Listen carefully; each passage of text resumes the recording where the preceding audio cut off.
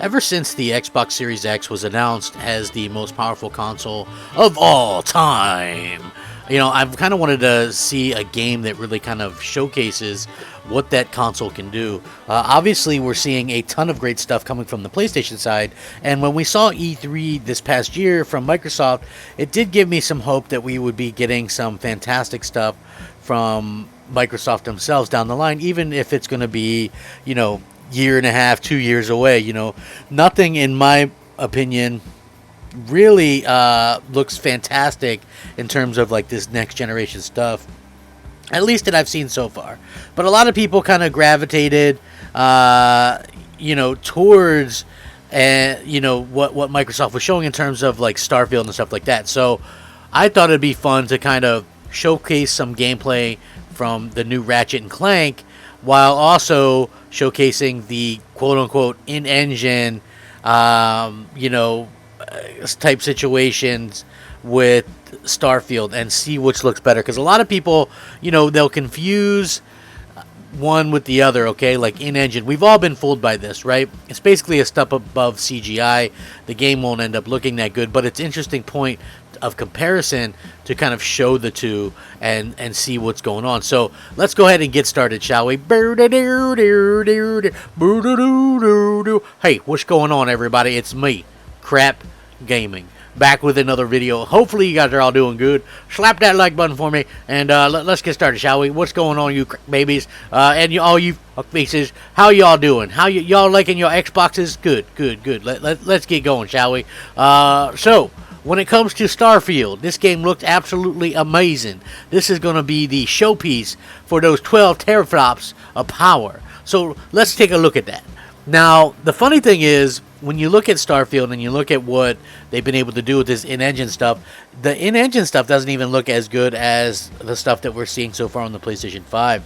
So it does sort of make you question and wonder exactly where this power is and what happens in the future when, Sony's own developers have a little bit more time to spend with the platform itself. Because a game like Ratchet and Clank already looks like it is the best looking game that we've ever seen, in my humble opinion, of course. And and that's not to say that Xbox games look bad or anything like that, because I think that what we see is we see obviously a lot of promises made by Phil Spencer and Microsoft and things like that, and at the end of the day, are those promises ever going to get fulfilled? I think that's going to be the question that we kind of wait and see. And it's not just an Xbox thing with this in-engine stuff, by the way, right? Clearly we see something of a situation where they're kind of stuck because they're stuck developing for so many different platforms, right? It's like everything's got to run on a phone and everything. And I got to be honest with you, man, some of these games just do not look like or feel like they were ever supposed to be played on a phone or anything mobile or anything like that. So you automatically have probably some kind of give and take going on right there, and then a billion different PC types as well. And then you also have a situation where a lot of these games are kind of just stuck doing their own thing, and it's not a good look for Microsoft, because they're selling everybody on the most powerful console ever, but at the end of the day, they just don't have anything to prove it. Now we can look at Ratchet and Clank, but at the same time, this game really kind of goes out and shows what developers can do with the proper time and the proper kind of motivation, and not having to make cross-gen games and stuff like that. And I think that that's going to be something going forward. When we see this kind of stuff going forward, I think a lot of people are going to kind of start to question Microsoft's ideas just a little bit. And what I mean by that is, I think Microsoft has some good ideas, and I think that they've been able to kind of accomplish some things that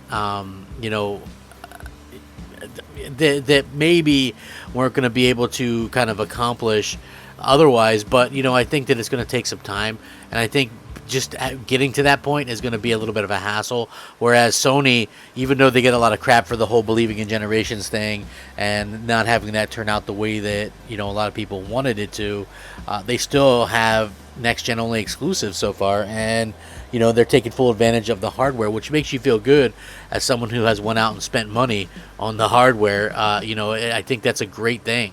Now, like when it comes to Microsoft's own studios, it's very interesting because, Microsoft has really, Bethesda recently came out and said, hey, well, it's super easy to, it's much easier to develop for, fewer platforms, and it's going to make for a better game. And I've stuck by that for a very, very long time, that is the case. I feel like what we're seeing with these companies is that it is really easy to do that, and that's why games on a 1.4 teraflop PS4 base were looking better. Like the exclusives were looking better than what Microsoft was putting out on a 6 teraflop Xbox One X. Microsoft just has too many hands in the pot, and at the same time, I feel like it's very interesting because you have someone like Insomniac, who even with cross-gen stuff, like Miles Morales, absolutely destroying it in terms of what they've been able to kind of put out there for everybody to sort of play and to enjoy. And I've got to say, I've really kind of thoroughly enjoyed the output that they put out. So their games are looking gorgeous. Even better, I think Ratchet and Clank looks better than the quote-unquote in-engine stuff that we've seen with, with Xbox. I mean, if you think about it, Xbox did a lot of kind of fibbing, if you will, with just the showcase trailers that they did. The Hellblade 2 stuff was completely fake. The Everwild stuff was obviously completely fake. The Halo Infinite stuff originally from like 2019, completely fake. And when they did come out with the real stuff, it looked like what we saw in 2020, which was really bad. The multiplayer looks good, but the single player, again, it looks like they're afraid to showcase that because they don't want people to kind of point out, that it doesn't look amazing or anything like that. So yeah, I think obviously we're starting to see a huge difference in graphical capabilities, and a lot of people, so many people, really went out of their way to sort of go with this whole idea that Microsoft had this machine that was going to be so much more powerful and it was going to be able to do all these things. And at the end of the day, I really don't think that they did a good job of kind of letting people see that, right? It's one thing to say that, because they said that with the Xbox One X as well, but they're burning people multiple times with this stuff, right? And what I mean by that is, they keep on coming out with these most powerful consoles, and these most powerful consoles aren't getting the software to really showcase that. So yeah, I find it to be very interesting, and I also find it to be kind of sad. If you want me to be honest about it, I do find it to be very, very sad, because gamers at the end of the day are going to kind of they want the eye candy. I know we could sit there and go, well, graphics don't really matter, but I think of course graphics matter to pretty much everybody, and you want games that look really great, and I think that's the exciting part.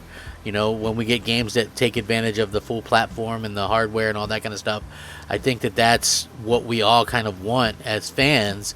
And obviously Sony, I think, has a little bit better idea about this than Microsoft does. So yeah, very interesting to see that kind of play out the way that it has. And I'm not saying Starfield looked bad. I think Starfield, for what it was, a CGI deal, and I know I'm going to get hate when I say that, but basically the equivalent of CGI or whatever, it looks okay, but of course it doesn't look as good as some of the other things that basically we've seen before. So hopefully that kind of gets fixed before too long. I do think that Microsoft obviously has a ton to prove. Like to me personally, and I'm sure even if you're an Xbox fan, I'm guessing that you have a absolute lack of honest to goodness faith in what they're doing, and and I think that's really perfectly fine. Right, if you think about it, like what has Microsoft done lately, especially over the last couple of years, to give you any kind of faith in what they're offering? Like that, to me, is always going to be something that I question And the reason why I question it is because they haven't given me a reason not to. So until they start releasing games that realistically go out there and absolutely crush it, and the quality and all that kind of stuff, then I don't think there's any reason to really kind of talk about them in any other kind of way. And it's not putting down Microsoft. It's really just kind of saying, hey, I don't trust what they're doing just yet. You know, give me a reason to go out there and trust it. And then I think that's probably going to come later on. But hopefully they can get there. I have high hopes that they can get there, and I really do hope that that's what we see before too long. So with that being said, I really appreciate everybody checking out one of my videos. Hopefully you guys are enjoying them. It's a rebuilding phase. Always, a slow burn, but I do appreciate each and every one of you. Slap that like button. Have a fantastic day. Rack 'em up. Crap Gamer out.